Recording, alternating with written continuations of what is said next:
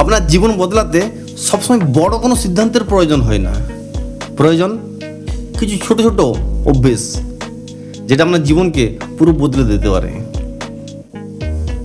আজ আপনি যে মানুষটা, এর পেছনে আপনার প্রতিদিনের অভ্যেস এর একটা অনেক বড় ভূমিকা রয়েছে। যেমন প্রতিদিন 10 মিনিট বই পড়া আপনার জীবনের চিন্তা ভাবনাগুলোকে পুরো বদলে দিতে পারে।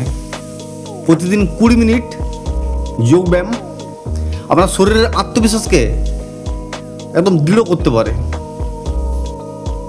প্রতিদিন নিজের জন্য কিছু টাইম রাখা, যেটা আপনার মানসিক শান্তিকে আবার ফিরিয়ে আনতে পারে।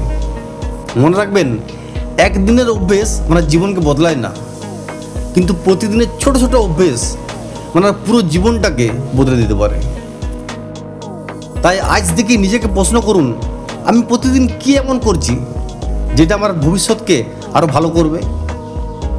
কারণ আপনার ভবিষ্যৎ তৈরি হচ্ছে আজকের অভ্যেস দিয়েই। এর পরের ভিডিওতে আমি আপনাদের জানাবো প্রতিদিন কেমন ধরনের অভ্যেস আপনার জীবনকে ধীরে ধীরে বদলে দিতে পারে। ধন্যবাদ।